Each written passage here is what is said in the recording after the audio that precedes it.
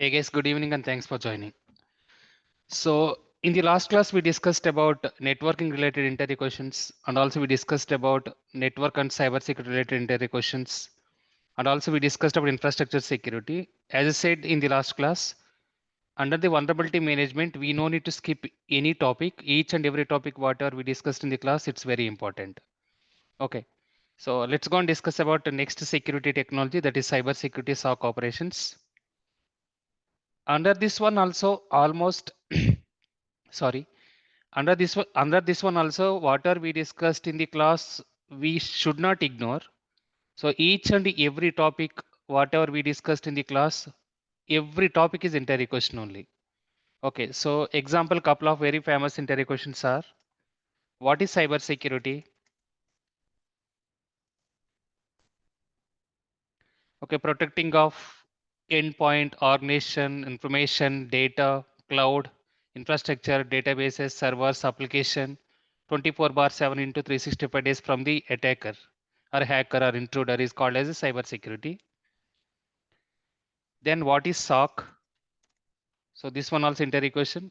It is a 24 bar 7 365 days operation center. There, security analysts, they will sit together and they will monitor security incidents, and whenever any security incident is triggered, they will take care of the instant investigation and forensic analysis. So that is SOC. And what is SIEM? So this one also interview question. So nothing but security information and event management here. It is a monitoring tool and it will do the log collection, log analysis, log processing, and finally log integration. So based on the correlation rules we configured, it will trigger the alert notification. And finally, as a L1 or L2 or L3, we will take care of the SOC operations using the SIEM tool. So that is SIEM. So next one about couple of other definitions, what are we discussed. What is log? So it is any action or activity or computer recorded activity is called as a log. So that is maybe on the end user side or user side or database side, application side, overall organization side. So that is action or activity is called as a log. And that action or activity is formatted in the form of the recorded activity. It will record that activity, what the user is doing, what the database is doing. Under the organization, whatever components we do have, that may be network devices or applications or cloud environment, everything that recorded activity, we can call it as a log. So next one is what is an event?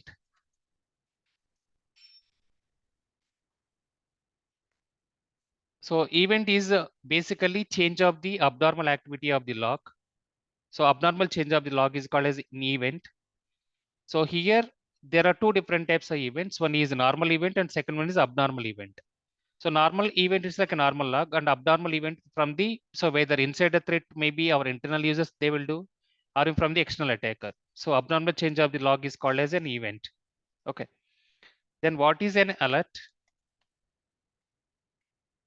So notification of any incident is called alert. So that notification may be through email, that notification through maybe mobile, that notification may be through SNMP traps, the notification may be syslog server. There are so many options are available.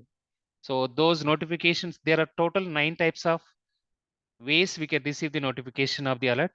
So example, very, very popular one is either through dashboard of the tool or maybe through email notification.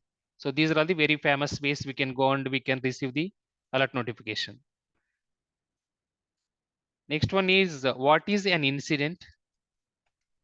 So incident is occur to each and every stakeholder. Maybe terminology it will change from the every stakeholder perspective. So incident, if it is on the IT help desk team or asset inventory team, maybe performance related issues. Maybe on the security related. So any security incident is triggered and attack is it's happened, that may false positive and true positive.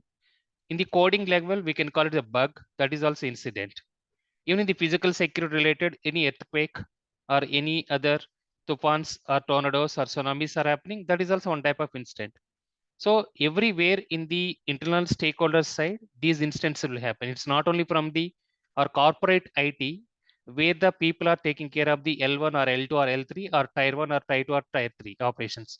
Even not only just corporate oriented incidents, but also it is applicable to engineering related R&D team as well. So there we can say bugs or issues or coding related issues, but here we can say just an incident. That what is an incident here? Instant, it will give the negative impact, not positive impact on the three pillars of the our organization. What are the three pillars of the security pillars we do have? One is confidentiality, second one is integrity, third one is availability. In case it will give the negative impact of either confidentiality or integrity or availability, what will happen from the attacker point of view or inside the threat perspective?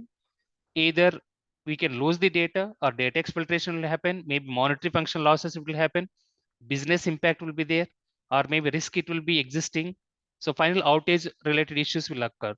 So finally, end users cannot access the data, or maybe disruptions, or maybe outages, everything it will happen. So that negative impact of the CIA triad, we can call it as an incident, so that it will cause any business disruptions or business interruptions. So that is about an incident. So next we discussed about storage calculation. Storage calculations, it is not required from the interview point of view. Why? Because it's a design related or solution architect, he will take care. Once any requirement related to SOC from any business verticals, irrespective of whether it is a telecom sector or banking sector or insurance sector or healthcare sector or educational sector or automobile industry, it is applicable to everywhere if they have any requirement. So solution architect or security architect, he will go and he will take care of the storage calculation. It is not from outside. We no need to expect anything from the our storage calculation side. So that one will be taken care by security architect and solution architect. And also even they will consider retention policy also whenever they are considering about the storage calculation. So, but why explain storage calculation? How the architect will go and he will consider about storage calculation or solution consideration, because SM2 licensing is depending on the GB per day, and also even so our retention policy is depending on the whatever compliances we are following. Okay, so storage calculation just you can ignore, that's fine. So next one, what are the different types of log sources every organization will maintain, or in your organization you are maintaining? What are all the different types of log sources or data sources are you integrated to SIEM tool? So this one is one of the very famous interview question. So they will ask how many log sources are integrated to SIEM tool, or how many data sources are integrated to SIEM tool, or else even they will ask about so how many log sources are onboarded, whether integrated or onboarded, both are same only. So integrated or onboarded I will keep here.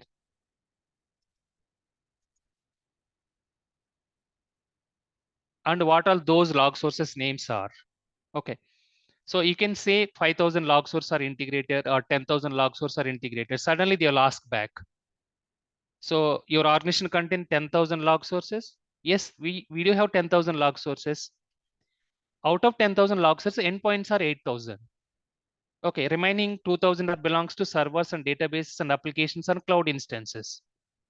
So if all the endpoints are considering unique log source and data source, then our log source count will be reduced to less than 100 or maybe less than 500 or less than 1,000. So this is the way how spontaneous way you have to think it. Okay, you are saying about only 500 logs, so that's fine. But you can say all the endpoints are I included as a one data source or log source.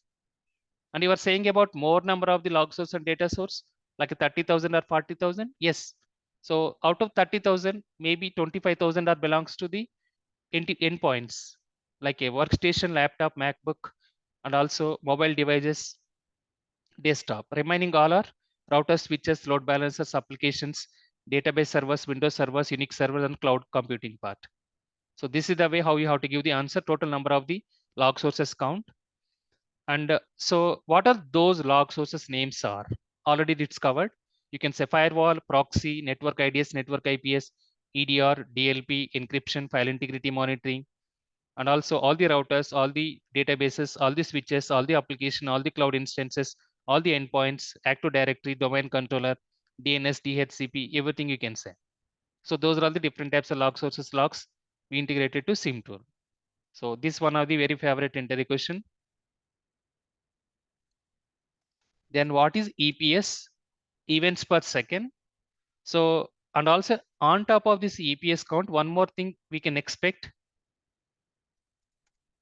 how much EPS is generating in your organization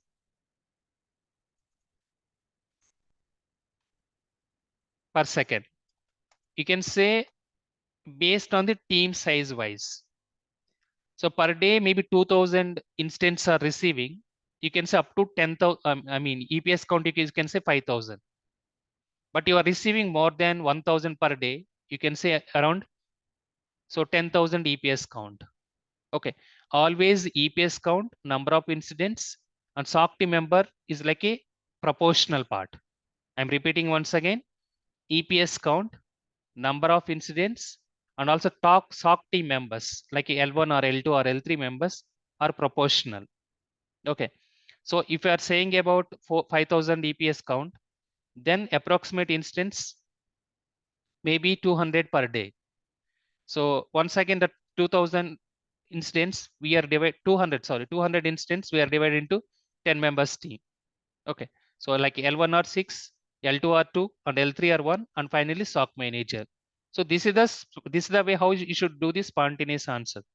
And you are saying about 10,000 EPS count per day, 5,500 incidents, and okay, so approximate SOC operations or SOC team are 13 members. Okay. So then L1 are 6 members, L2 are 3 members, L3 are 2 members, and finally SOC manager. So this is the way how you can give the proportion part. So, and maybe you are receiving 1000 incidents per day, like HSBC Bank or State Bank of India or Vodafone or Airtel or AT&T. Those are all the big customers. Then EPS count, it will be more than 20,000 or 30,000 or 40,000 also. So that time we need minimum 100 cybersecurity analyst. So in case HSBC, you can take example. So they are monitoring approximate 1,100 security analyst from Hyderabad. So they are receiving, there are so many incidents per day. Once again, L1 or L2, offensive team, red team, blue team, SOC team, there are so many ways they segregated HSBC Bank PLC. So this is what, and finally what I want to say, EPS count, you can say 5,000, that's fine, or 10,000, it's fine.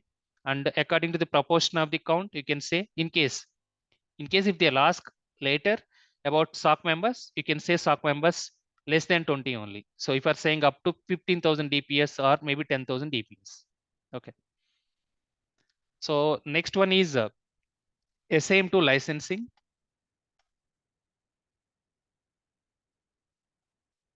So SIEM2 licensing, it depends on the what type of vendor, but most of the vendors are working on the concept name is called GB per day. Per day, how much GB it is generating? According to that one, we can go and we can make sure that how much it will cost. Price on the day basis and also monthly basis and annual basis. So that is one of the ways. For example, IBM QRadar, Splunk, and also McAfee logarithm. But couple of vendors, what they are concerned, not only just about GB per day, how much it is generating, even it is based on the total number of the end users as well. So combination of both total number of the end users along with that one, even GB per day. So example, Exabeam, Azure Sentinel, GP, Google Security Operations Center, and AWS Guard Duty. So these are all the couple of vendors. Okay. So you can say in generic. So one is GB per day, and second one you can say so total number of the end users. According to that one, SIEM2 licensing, it is depending on. So then based on the GB per day, it's annual or maybe monthly. We have to go and we have to pay money. Okay. So that is about licensing part. So then we have couple of other definitions we discussed. Those definitions are, one is normalization. What is normalization? Then one is aggregation. So next one is parsing. Next one is correlation, filtering, querying, and finally indexing. So all are important only, guys. Out of all these, very, very important one or three, Those three are normalization. It's very important. So especially normalization versus they will expect parsing. Okay. So parsing meaning here converting one form of the log into SIEM tool understandable format is called as a parsing. Okay. So couple of times we don't have the known log format, like especially on the mobile development and application development and product development. Those scenarios, what we have to do, we have to take the raw logs. If you know the development side related to Java and C, C++ and regular expressions and pattern and fuzzy test and also numeric and Boolean algebra, you can go and you can create parses development. Parses development is depending on the several parameters like regular expressions. It is depending on the pseudocode. It is depending on pattern. It is depending on numeric. It is depending on behavior. It is depending on fuzzy test. Nothing but one type of coding only here also. Then Boolean algebra. So if you know about all these parameters, then only you can do the parsing part. Otherwise, just you can say. So do you know experience on how to develop the parsers? That is also one of the entire question. In that scenario, you can say, so using the regular expressions, I used to validate. So parsers development, what are missing fields are available in the alert notification or or raw log to normalized log. But so if it is out of my scope, then I can go and I can raise a ticket with the vendor by providing the raw logs. With the help of the vendor, we can develop the parsers. So this is the way how you can give the answer. But if you are giving and if you are giving the commitment and promise, then it's very difficult once you are onboarding in a company, because parser development is little bit complicated. We should aware of the all these. Okay, so regular expressions, pseudocodes, and also Boolean algebra functions, even little bit programming knowledge also. Okay. And what is normalization here? Normalization is rescaling of the log, or so all the different types of the logs bring into one specific format. So that is called as a normalization. And aggregation is, you know, already collection of the logs from the different types of the log sources. It is one single location, but in case if we have the multiple location, then we can say from the distributed locations also. So single location, we can say collection of the logs from the log sources only. But if it is a multiple locations, collection of the logs from the multiple data sources and also from the multiple locations. That is called aggregation. And correlation is just we have to link one event with another event. What is that one event with another event? One is normal event and one is abnormal event. If we're comparing these normal event with abnormal event, then finally we can go and we can make sure that why the abnormal event it's happening. For that one, we can go and we can suspect maybe abnormal event it's happening because attacker is trying to do this some of the malicious activity or illegitimate activity. It will cause confidentiality issue or integrity issue or maybe availability issue. Okay, that indirectly leads to data exfiltration or a monetary function related blame game or ransom game and so on. So that linking that normal event with abnormal event, we can call it as a correlation. Now, what is correlation rule? Same thing, linking one normal event with abnormal event and based on one specific condition. So that specific condition also called as Boolean algebra function. That Boolean algebra function also called algorithm or rule. So that is called as correlation. And finally, based on this correlation and based on the condition, based on the logic, based on the algorithm, what are we defined for this abnormal activity when we are comparing with normal activity, alert will be triggered as a notification. So then once that alert is triggered part of the correlation rule, we can go and we can create the we can do the our instant investigation side and forensic analysis side. So in the last week also one of the candidates attended the interview. They asked about what is the difference between building blocks and also correlation rule. Okay, building blocks are test cases. It will not generate any alert notification. If you want to write a logic in our IBM QRadar especially, this is applicable. And so we can create a test cases with whatever by default IBM QRadar is supporting, but otherwise we can go and we can create manual way also, clicking on the wizard window. So this is about difference between building blocks versus correlation rule. Correlation rule, it will give the notification either through dashboard or through SMS notification or through SNMP tabs or through syslog or through email notification. So that much information is there. What is correlation? What is correlation rule? And what is building blocks? So next one is filtering. Filtering is based on the several parameters.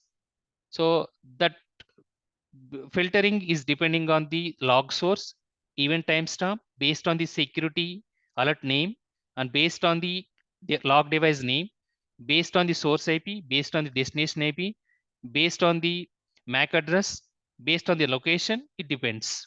So we can go and we can do the filter in several ways. Okay. Querying. So querying is for deeper investigation and also for threat hunting side. We can go and we can do the log analysis. For that one, we can use querying part. So in simple words, how we can define the querying: asking a question and getting the response back based on the query whatever we have given. Those queries may be either through SQL queries or maybe KQL queries in the Azure Sentinel, Kusto query language. If it is Splunk, Splunk programming language, and if it is Exabeam, okay, once again SQL queries. If it is logarithm, SQL queries. If it is IBM QRadar, so AQL and also PGSQL queries, Arial query language, and also PostgreSQL query language. So if it is McAfee, once again SQL. If it is HP ArcSight, once again SQL. It depends on the what type of the vendor we are using in our organization side. So querying, it's based why we can use the query to do the deeper investigation, to drill down into the security incident investigation in case something is missing out in the alert notification. So to identify all those log analysis, and also for threat hunting side also we can write the queries, and also we can go and we can do manual way and a hypothesis way.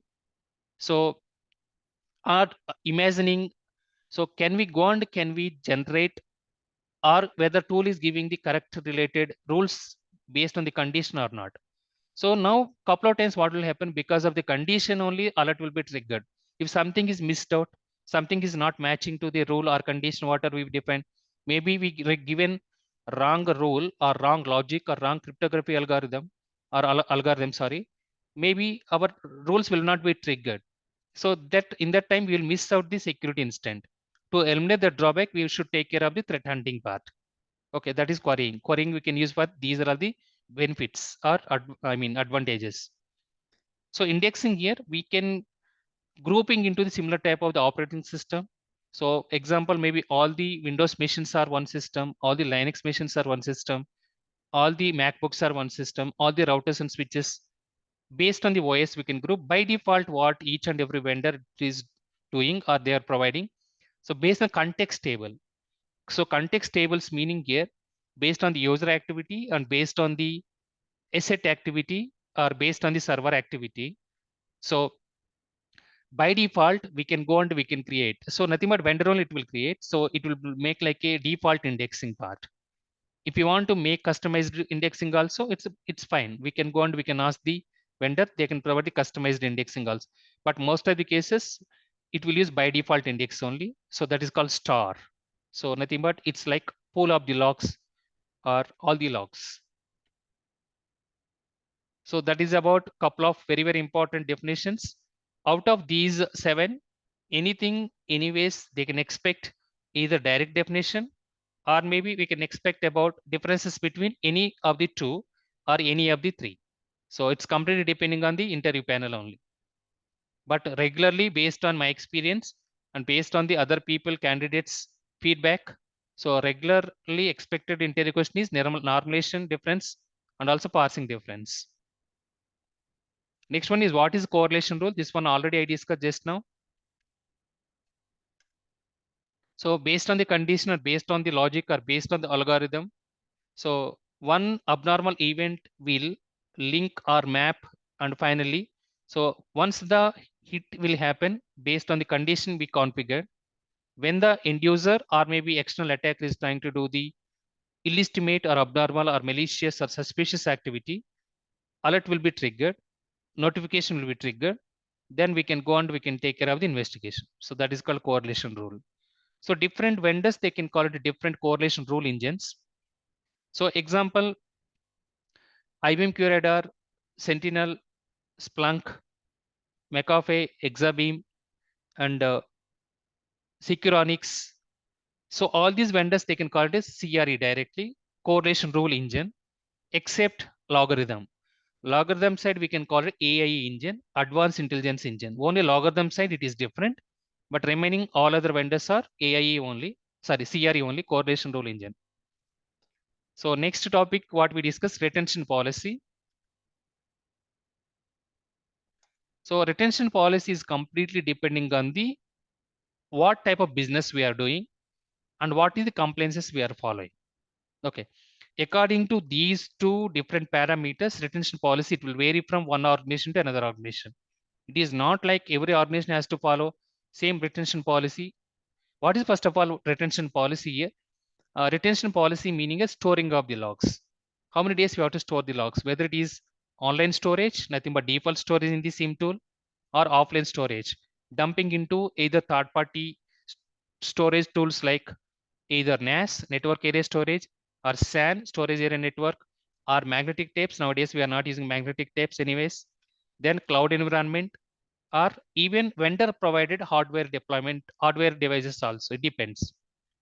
So that is called retention policy now. Then what is online? As I said, it is default in the SIM tool. We are storing the logs, and offline means dumping into third party or extracting into third party, or maybe sending the logs to the third party. That is called so our offline dumping or offline log storage. So as I said, what type of business we are doing and what is the compliances we are following, whether we are following ISO 27001, whether we are following PCI DSS, whether following SOC 1, SOC 2, SOX, GDPR, HIPAA compliances, FedRAMP compliances, NAST, or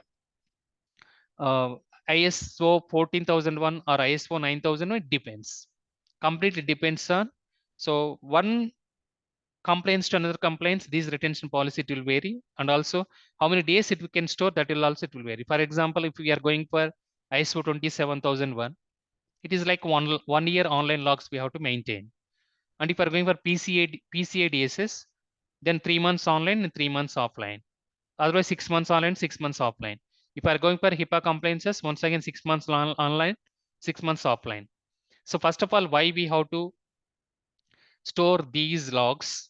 One is for auditing purpose.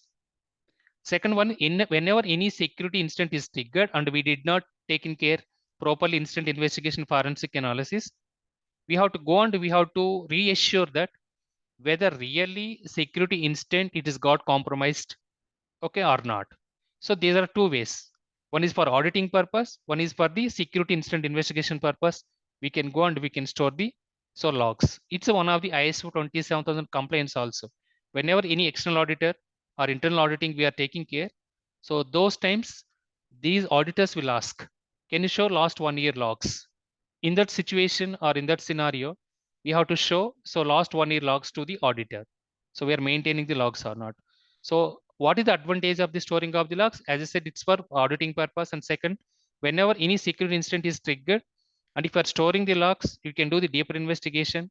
And something we have done already, like a false positive, we close the incident. Maybe that is actually true positive, to make sure that we can go and we can revalidate and reanalysis and reassure that whether the security incident is compromised or not.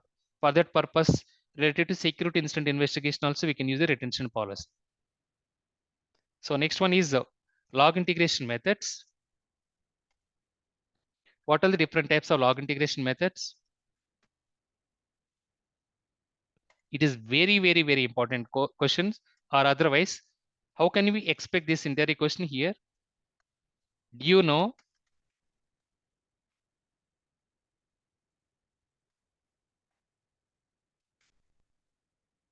how to onboard or integrate, or did you onboard or did you integrate log sources logs or data sources logs to SIEM tool. So especially whoever is keeping experiences less than 5 years of, then those people you can say, I don't have chance to integrate the log sources logs to SIEM tool, but I know what is the backend process and how it will work by sitting with the L2 team and L3 team. So I learned about with my own self-development related, with based on the fashion about cybersecurity side. So this is the way how you can give the convincing answer. So I'm repeating once again, you are keeping experiences less than 4 or less than 3 or less than 5+ years of experience. So first of all, you don't have the access to log integration method. So I mean admin access. Without admin access, you can't integrate the log sources or you can't integrate onboarding as well.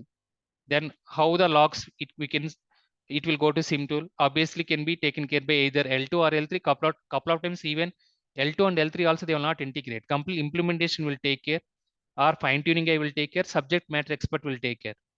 So now whenever these type of questions at the time of the interview, obviously you will expect these questions. Now how you can give the answer instead of the saying straight away no, I don't have the okay so access to integrate the logs to SIEM tool, but I know what is the backend process and how it will work and how we can integrate logs to SIEM tool, or how we can onboard logs to SIEM tool. So by sitting with the L3 team or by sitting with the implementation team, I learned about so my own interest how to integrate or how to onboard logs to SIEM tool. For example, so if I want to integrate, so all the network related logs to SIEM tool, we can use syslog server method. So example, take network IDs and network IPS logs. If I want to integrate, I will log into my network IDs, network IPS tool. I will go to settings tab. Then I will go to clicking on the syslog server option. Then I can provide the SIEM tool name, SIEM tool IP address, and also port number 514 and protocol TCP or UDP, and log type is so either syslog or BST or XML or HTML or JSON and so on. Finally, I'll give the save button. So now all the logs it will go, and I can go to the SIEM tool and I can see whether logs are reflecting in the SIEM tool or not. In case logs are not reflecting, so I will go to the firewall and I will do the packet capture, and in between our network IDs and network IPS to our SIEM tool. So then I will import that file. I will export that packet capture file. Then I will import that file into the Wireshark tool. Then I will do the so TCP IP layer analysis in between our network IDs and network IPS and also to the SIEM tool. Is there any application side issues like a DNS or host related? DNS record is mismatching or port number is mismatching in the application side. In the transport layer side, in between network IDS and network IPS, whether TCP three-way handshake is completed or not. So in case it is not completed, what are the flags issue? Whether it is TCP flag related issues like synchronization issue, or whether it is a finish issue or acknowledgement issue, urgent issue, push issue, or reset issue. I'll verify under the TCP IP layer or transport layer, sorry. Then into the network layer. So in between the network IDS and network IPS tool to the SIEM tool. So then I can go and I can check about whether packet is retransmitted and packet is allowed and packet is dropped or packet is denied or packet is blocked. So in the data link or network interface layer, I can go and I can verify whether time division multiplexing it is happening properly or frequency division multiplexing it is happening properly, and all the frames are using RARP protocol. It is going to the our respective SIEM tool from the network IDs, network IPS, and also is there any physical cable connectivity or routing issues? So these things I can verify under the network interface layer. So this is the way how I can fix it and I can troubleshoot and I can debug whether in case the logs are not reflecting in the SIEM tool. So this is the way how you can give the answer. Okay, even though you are you are like L1 as I said, and you are less than 4 years of experience, but you know the how the backend process will be. So this is the way instead of saying the no, but maybe you'll give a chance. So in future, once you are onboarding, they will give a chance to you because you explained about perfectly everything about the process, how it will work. So even interview panel is aware of whether really L1 team, L2 team, L3 team is participate in the log onboarding and log integration, but just for checking whether you are aware of the process or not. So see, everybody is not perfect in the implementation perspective, but they want to test your knowledge whether you are aware of all these entire process on the back end or not. So that is the reason they will ask wantedly these type of the questions, irrespective whether you are a L1 or L2 or L3.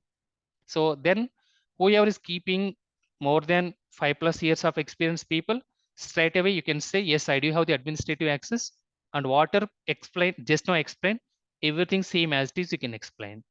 So there are different types of log integration methods we do have. Just now we discussed about how to integrate network IDs and network IPS logs to SIEM tool using syslog server method. So remaining log integration methods are, one is syslog, second one is collector agent, third one is flow collector, and fourth one is cloud connector. Next one WMA, next one is MSRPC, next one is, so next one flow collector, yeah, flow collector I repeated, then cloud connector. So these are all the different types of log integration methods. So these integration methods we can use to integrate the logs to SIEM tool. Whenever you are giving the answer also, first you can say there are different ways we can integrate log source logs or data source logs to SIEM tool. So example log integration methods are, you can say collector agent, syslog, API token method, cloud connector method, WMI, MSRPC, flow connector method. So these are all the ways we can integrate the log source logs to SIEM tool.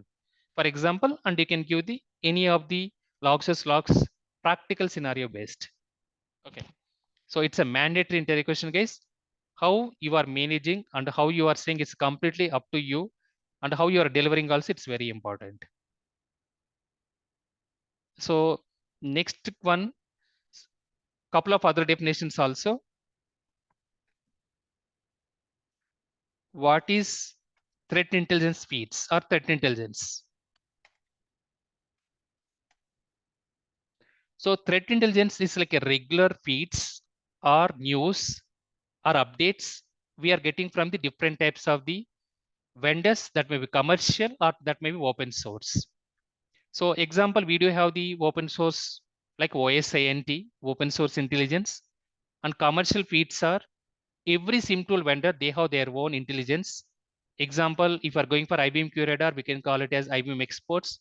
If you are going to logarithm global threat intelligence. If it's Azure Sentinel, Azure community, from community will get the regular updates. So then if it is Splunk global threat intelligence.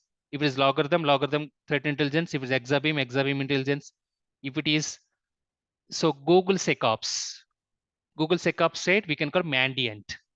So recently, Google is acquired two different types of companies to give competition to Microsoft Azure and also to Amazon Web Services. They spent approximate 30 billion USD, 32 billion USD dollars. So one is which company they acquired. So they acquired Mandiant. Mandiant is a commercial feed. So it is only $700 million company, but they acquired with the, I think, $10 billion. They given $10 billion to Mandiant company. And so finally they acquired Mandiant by Google. So jackpot 2 now. So whoever is put the Mandiant company. In this similar way, which company also, it's only, I think, less than $1 million, 1 billion, sir, $1 billion, not even 1 billion also. But they acquired to $32 billion. So it will take care of, I already made one of the YouTube video also on this one. So why? Because Google is lagging into the cloud workload protection plan, cloud security posture management, and security center, and also especially SecOps related, security operation related, CIEM, cloud entitlement identities, and also infrastructure as a code, and also identity and access. There are several parameters logging, more than 12 parameters. It is lagging. So that is the reason what Google company has done. It is acquired. There are two different types of companies. One is threat intelligence feeds. This belongs to our Mandiant. Second one is it is belongs to our Which company. So to give the lot of competition to, so Microsoft Azure and also in this middle Amazon Web Services. Now why I brought the topic? You should be aware of what's going on. Regular news also. Why I brought this topic now? Because of threat intelligence we are discussing. Okay. Anyways, that is one of the update, guys. So threat intelligence. So Mandiant is one of the very famous one. In the similar way, SDK is one of the very famous one. So these are all the couple of vendors are available, and every SIM tool vendors also, they have their own threat intelligence R&D team. So of the respective company or vendor, they can go and they can make sure that what's going on, like a red team capability and offensive capability based on the ML and AA. So according to that one, they can go and they can release these feeds. Finally, they can update their signature. Those signature we have to take related to malicious IP address, malicious domain, malicious URL link, malicious hash values. Finally, proactively we can go and we can block all those malicious content in the extension firewall, EDR, proxy, DNS server, so that so whenever same type of security incident is coming to us by an attacker or threat actor, so proactive we can block all those activities. So that's why these threat intelligence are very, very important. Okay. So next one is what is OBA? It is a combination of machine learning plus artificial intelligence,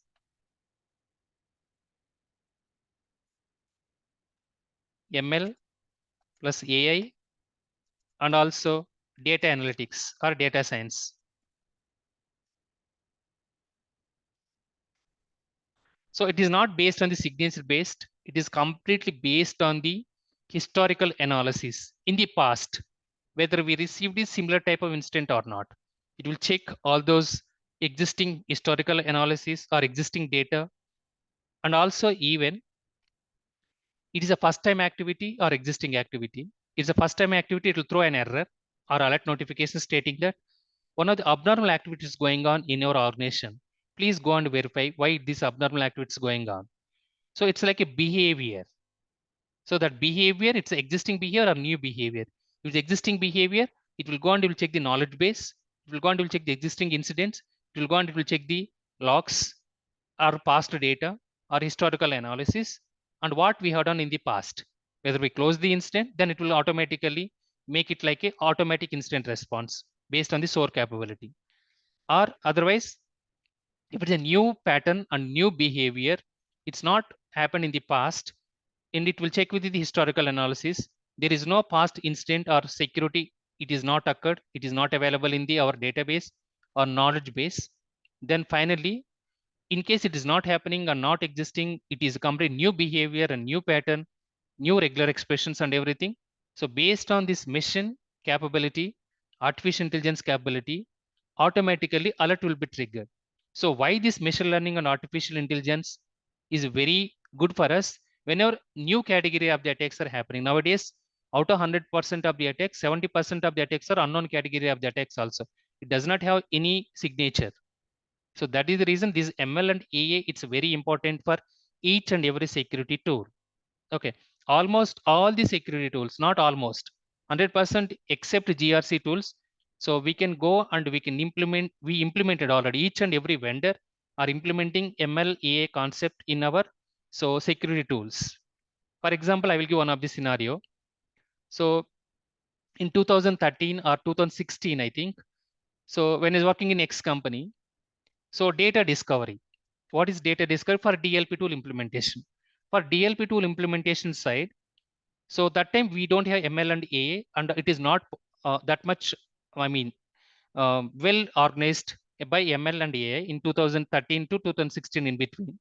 And I went to one of the customer, and they do have the requirement of the DLP. So then I asked about, can we come and can we do implement the DLP tool? So what customer has said? So customer said like, first of all, we did not do the DLP segregation, DLP classification, DLP data schemes types classification.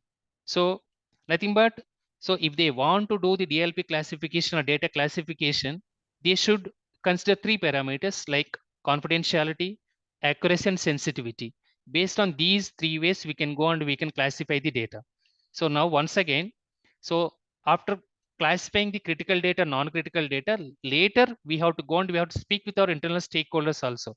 Without contacting the internal stakeholder, how we will come to know as a security person, what is critical data and what is non-critical data, what is confidential data, what is the privacy of the data, what is accuracy of the data, and what is so sensitivity of the data, we are not sure. So then we can go and we can ask to each and every stakeholder. It is available in our organization, like machine learning team, our application development team, product development team, legal team, HR team. So even network administrator, Windows team, Linux team, almost all the stakeholders. We can go and we should ask what is critical and what is non-critical, and we have to sit together. When we, if we are going and asking them also, they have the ready-made data is available? No, not at all. So we should go and we should take manual way. It has taken almost 6 months to do the data classification. Thereafter, once the customer called back us, we classified the data. You can come and you can implement the DLP tool. Then we went and we implemented digital guardian tool. So this is the way in 2013 to 2016, data classification and also data classification schemes, data types, very, very difficult and complicated. Now, because of the machine learning and because of the artificial intelligence, automatically these data discovery, data identification, data classification, and also data policy enforcement, data monitoring, data reporting, and finally instant investigation also, it will be taken care of automatically. Even labeling also it will give, whether it is a critical or non-critical, whether it is confidential, whether it is non-confidential, it is a private or public, or even it is a restricted one, based on the PA data, based on the PHA data, based on the intellectual properties, based on the patents, and based on the HIPAA compliances. So that is the way how the ML and AI has reduced 6 months data classification into fraction of the 1 or 2 days. Okay, this is one of the example in the DLP side.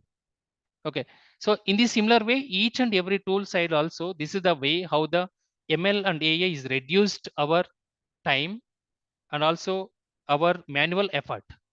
Okay, so even that concept is applicable. So whenever someone will ask, how did you implement ML and AI in your organization? That means you should not be like ML and AI developer. That's what I said even in the yesterday class also. So how these advanced technology will help us to reduce the complexity to manual effort and also our time consuming part. So these are the advantages of the ML and AI. Maybe our resource count will reduce, obviously. So, but 100% it will not reduce. 80% we can maintain our resources same as it is, but resource count will reduce from 100% to maybe 80%. Okay. So now what I want Hello, to say here, sir. yeah, please. Sir, one doubt, sir. Regarding the UBA you are discussing, na, it will Mm. take all the historic data from the user. Mm. So how it will be tracing, like from the Windows side, uh, like like from the other tools, if he uses other also, it will trace, like how it is going to stepwise. Yeah, yes, you are right. So our SIM tool is a centralized tool. All the logs we are integrating. But if you are going for dedicated to security tool, EDR and DLP, all those tools also will take care. But problem here is dedicated to single category of the attack only it will take care. For example, DLP only data prevention and data blocking or data exfiltration. If it is EDR or malware category of the attacks only it will take care. But why the SIM tool concept? It has, yes, you are right. Each and every tool, it has a ML and AI concept based on the entity analytics and based on the behavior analytics. So nowadays, every firewall, proxy, web application firewall, cloud security tool, even EDR, DLP, encryption, file integrity monitoring, all these tools has a machine learning and artificial intelligence along with the UBA concept. So UBA we cannot say, but don't say all those tools UBA. You can say ML and AI concept only you can say, because only in the SIM tool prospect you can say UBA, but how that ML and AI it is using in the other tools in the security oriented, it is based on the same behavior and pattern only. So, but there each and every tool wise, what the tool importance, what is the attack is about, those things only it will take care. But SIM tool, if you are integrating all the centralized console or unified console, it will reduce our mean time to detection and identification, recovery, response, and report. So that is the advantage of the SIM tool. Coming back to your question, yes, all the tools will take care of all this behavioral pattern. So second concept is data analytics. Data analytics, why we can go and we can provide here to generate the score. See, risk score, it is not like a manual process. How the, okay, manual person, we can go and manual person, once the any security incident is triggered, it's very complicated to know about what is the security incident is about. And what is the attack vector, attack complexity, confidentiality, integrity, availability, non-repudiation, okay, network scope, what is recon, how the attack is penetrated into organization side. So these are all the ways. It's very complicated to go on to do the exploitation and enumeration side. But so nowadays, data analytics and data science concept are integrated towards each and every SIEM tool also. I mean, every tool, not only just about SIEM, every tool also. So based on the mathematical approach, based on the statistical approach. So these are all the data analytics concept we can integrate. Nothing but that is nothing but probability. So I think last time Ravikanto asked the same question long back when we discussed about EDR, I remember. So how the score will be generated by tool. So because of this data analytics only. So how the data analytics score it will be generated, risk score it will be generated. So risk anomaly is risk score equal to anomaly factor into. So here type of the incident. Once again, anomaly factor equals to, so total number of the abnormal events by total number of the normal events plus total number of the abnormal events into 100%. And type of the attack into what type of the attack it is belongs to, whether it is a malware category or phishing email category or spoofing category or flooding category or voice top 10 category or phishing email category. According to these two factorization multiplication, if you are doing anomaly factor into type of the incident, then it will come risk score. All these things will be taken care by, it's not manual way, it will be taken care by completely using the so data and also data science and back end process of the each and every vendor. This is the way how the vendor tool will be developed data analytics concept based on the mathematics, based on the probability and based on the statistic approach.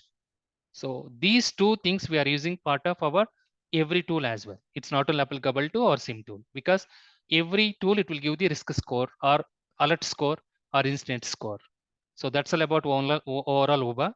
It's one of the trending technology, especially for L3 people. Whoever is keeping in the resume, we can expect this one is a more. And what is SOAR? So SOAR is the automated response because dependency, whenever any security instance is triggered, especially true positive, to block the IP address, to block the malicious hash value, to block the malicious URL link, to block the malicious domain name. So as a L1, you don't have all the access. Then what we have to do? So obviously we have to go and we have to raise a case with the either L2 team, or we have to escalate to L2 team or L3 team, or maybe couple of times even we can go and we can escalate to customer also in case if you don't have the tool access. So these are all the series of the escalations. It will take longer time to block off the IP address, to block off the domain name, to blocking of the hash value, to blocking of the so our malicious URL link. So now even couple of times what will happen, so those things will be taken care by other team members. Example, EDR will be taken care by other team members, and also firewall will be taken care by other team members, and web application firewall taken by other team members, DNS will be taken by other team members. So these are the lot of complications, lot of disadvantages, lot of cons, lot of drawbacks are existing using the, so these are all the manual process way. If you want to eliminate all these drawbacks or all these cons, all these complications, all these difficulties and dependencies from the other teams members, then what we have to do? Obviously, we have to do the automation. That automation can be, we can do through Python or through PowerShell. Whatever logs are integrated to SIEM tool, using that one, we can go and we can integrate to our SOAR tool, as we discussed yesterday also. Maybe going forward, there is no intermediate gateway. So SIEM tool, so directly all these logs we can integrate directly SOAR. Already couple of vendors it has done. Yesterday, as I said, Palo Alto XOR and CrowdStrike XM. So these are all the tools already working on that prospect only. So now, whenever any security incident is triggered, we can go and we can block in the SOAR tool itself. So we can select if it is IP address we have to select, and we can block that IP address. If it is hash value, then we can go and we can select the hash value and we can block in the EDR, and we can go and we can block URL link in the proxy or firewall. We can go and we can block in the so domain name in the DNS or maybe firewall or proxy. So this is the way how we can block in the SOAR itself. That replication, it will go back to the original tools, whatever logs we integrated. So like EDR or firewall or proxy.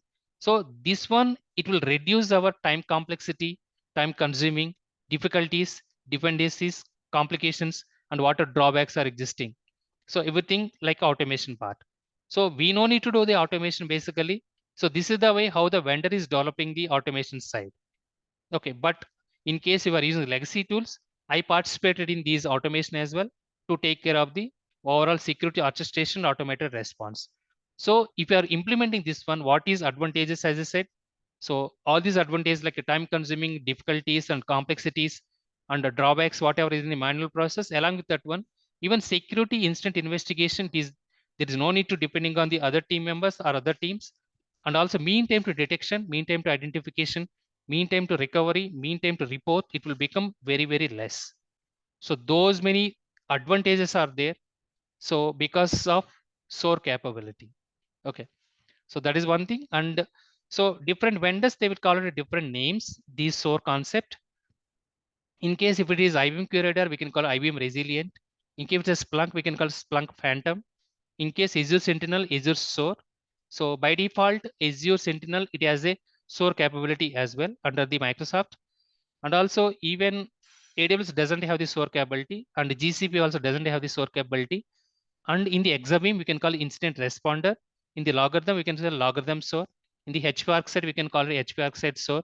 With the McAfee SOAR and so on. So this is the way vendor to vendor, this so terminology or acronyms or words it will change from the SOAR names. Okay, so that's all about SOAR. Then very, very important thing here. Already we discussed about correlation rule. Whatever correlation rule they are expecting us or whatever we discussed in the class, I explained about logarithm correlation rule, explained about IBM Curator correlation rules, and I provided Azure Sentinel correlation rules as well. But my suggestion to you guys, go with IBM Curator, go with logarithm, and go with exabeam also we discussed. So we can prepare maybe 2 or 3 only. No need to prepare because logarithm has 31 or 32. You no need to prepare all those 31 or 32. And exabeam I provided 5. You no need to prepare all the 5. And IBM Curator I provided 4 or 5 once again. Altogether it will cross more than 40. But at least you should aware of 1 or 2 or 3 maximum. And whenever you're going for any interview, always you can explain about that one only. Okay. So maybe first time maybe you are saying about wrong. So next time maybe you can give the whatever corrections or whatever wrong you have said, you can do the corrections. So this is the way how you can rectify in case your correction. If you, in the first time itself you are saying about well and good, that's perfectly all right. So that is our correlation rule. It's a very, very important topic.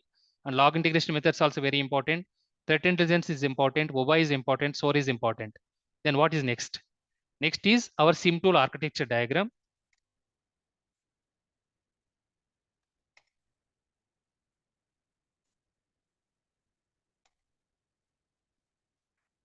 So SIEM tool architecture diagram and couple of interview panel, they will see SIEM tool components also. It depends. Are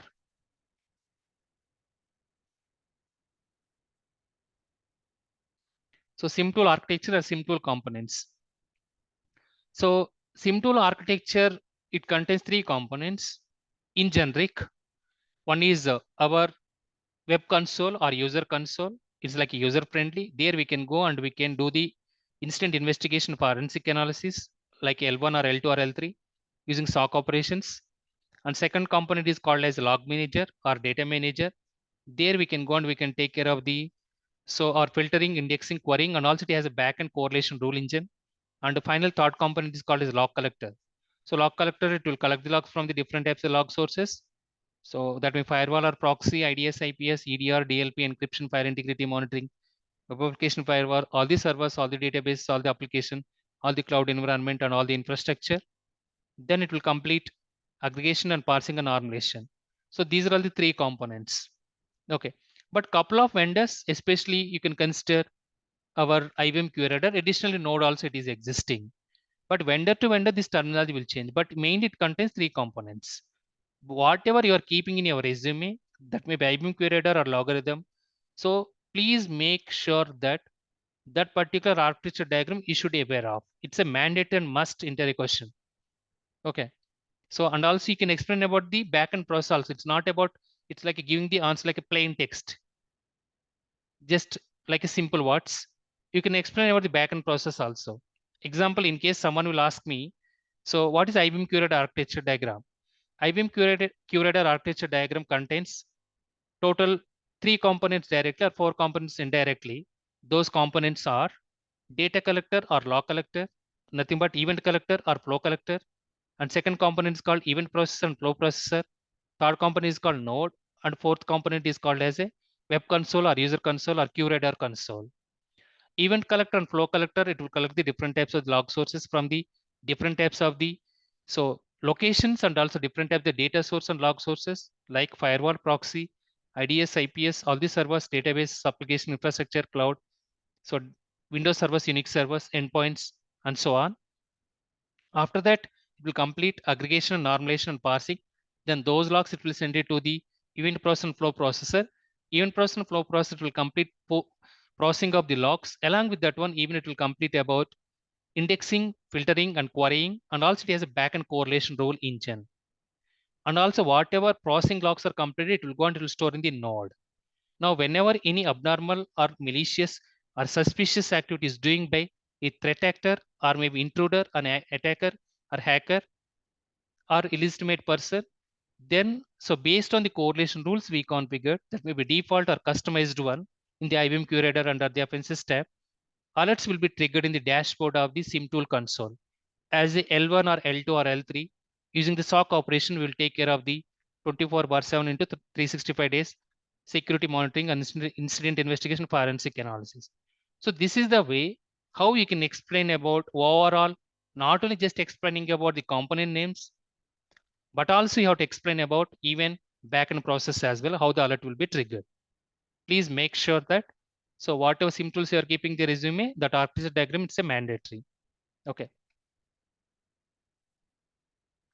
So next one, security incident investigation.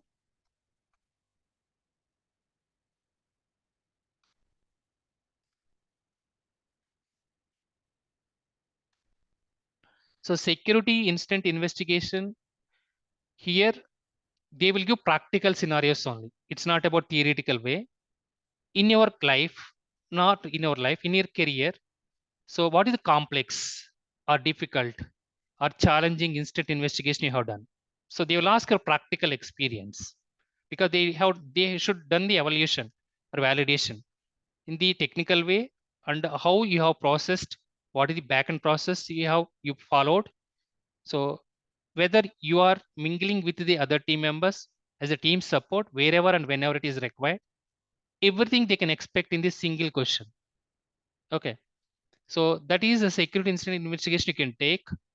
By the way, whenever any true positive security incident is triggered, always we have to come together as a coordination and collaboration with team support. Then only we can complete overall investigation. It's not like individual contributor will be taken care by overall investigation. It is impossible. And couple of times even we should call and we should inform other stakeholders, that may be our database team, Windows teams, Unix teams, networking teams, application development team, product, everybody we have to call in the our conference call. Okay. 1 second, guys. Sorry, apologies. Yeah. And as I said, we discussed about around 8 to 9 security incident investigation. Whatever you are comfortable, you can go and you can explain. Even I uploaded that security incident investigations also. But my suggestion, so if you are L1 person, you can explain and you can stop up to L1, but you can explain about, I know about even other things also, or even I participated in one of the true positive scenario, and you can explain to everything. So mainly you can go and you can explain about malware, phishing email.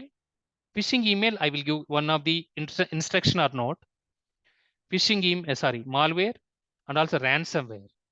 These two are very, very important, guys. So my suggestion, take always complicated and difficult one. But I've seen so many candidates, they'll explain about brute force attack. They'll explain phishing email attack. Okay, fine. I'm not saying that is wrong. They are comfortable in that one. That's fine.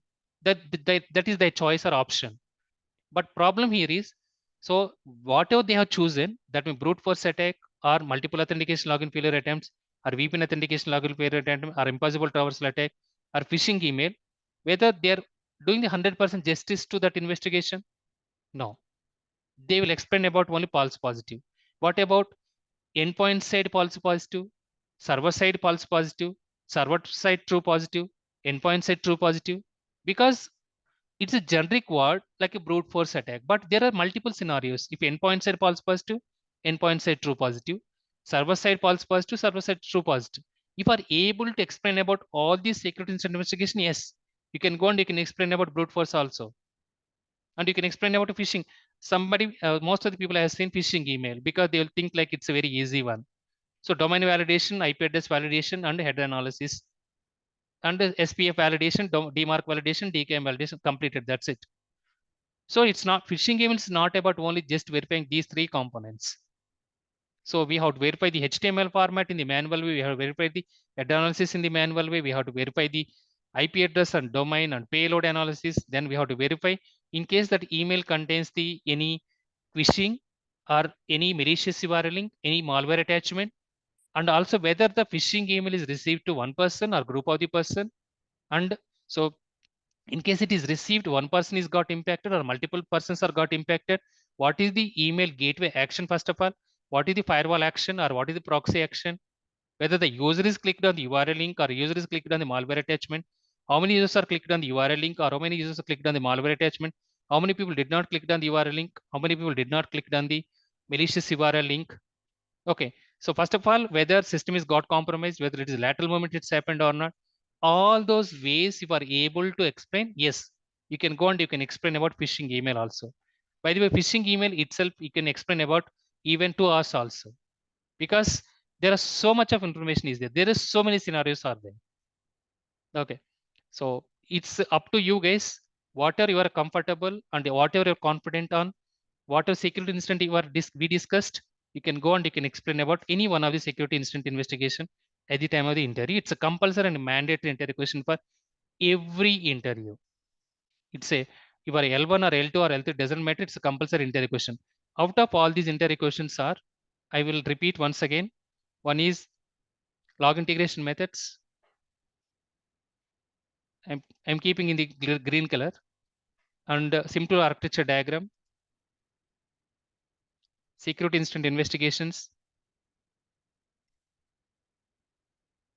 and log integration methods. Where is log? Yeah, this is log integration methods. So these four regularly we can affect. All this is practical and scenario based only. All four are practical and scenario based only. Remaining all are theoretical way, but these are practical scenarios. Okay, so regularly you can expect this one.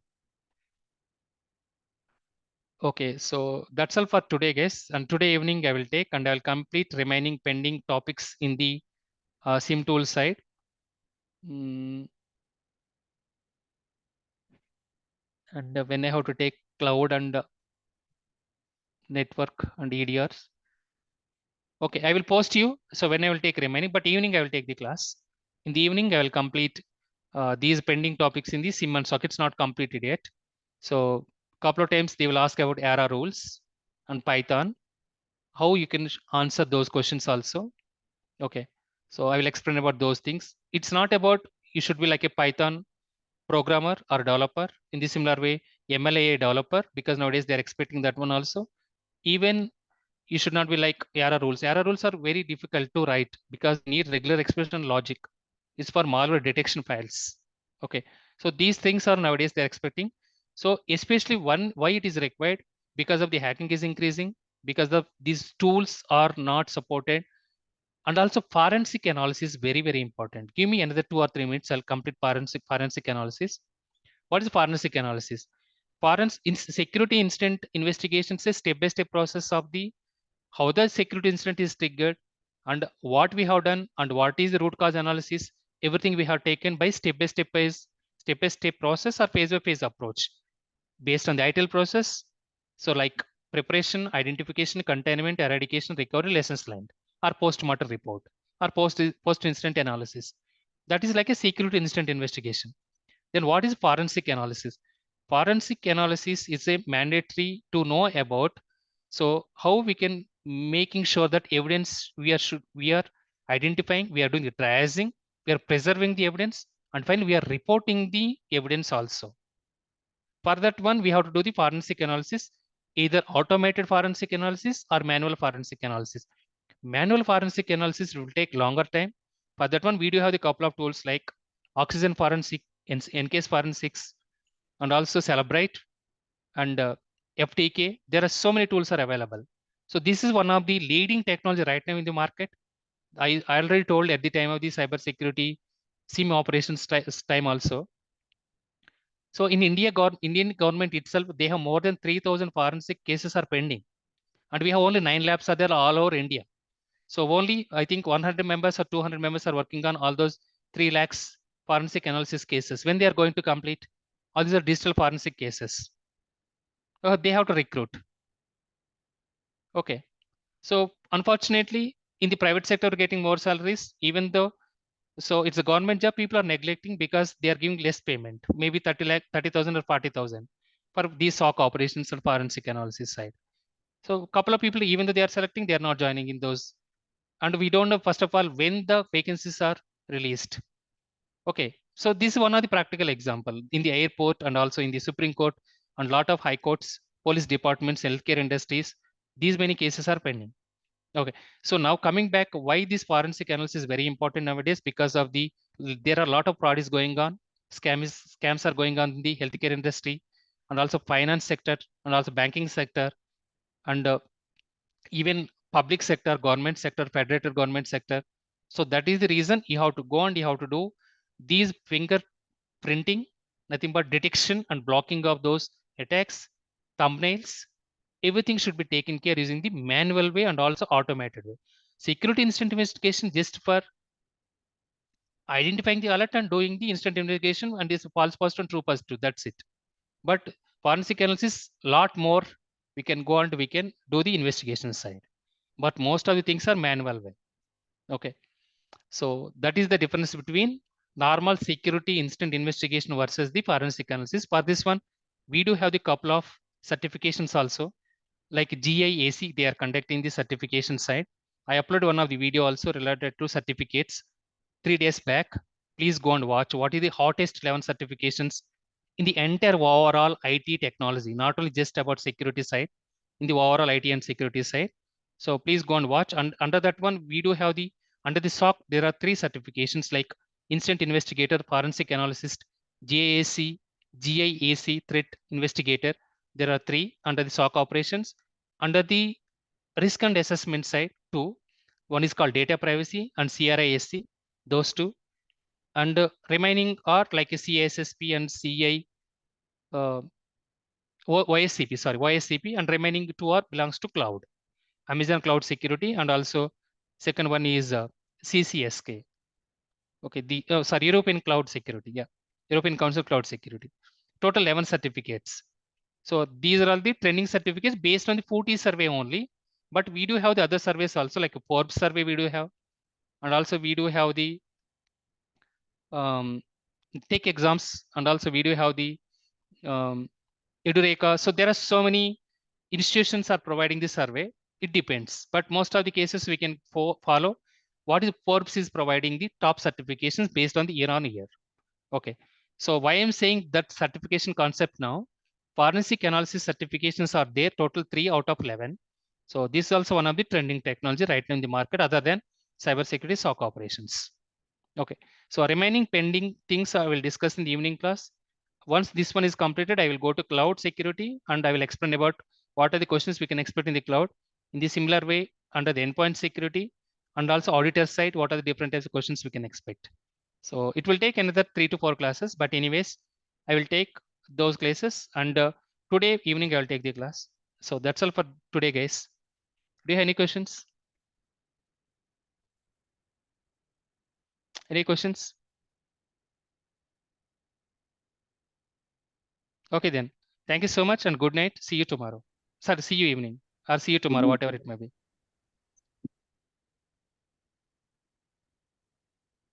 Take care. Thank you.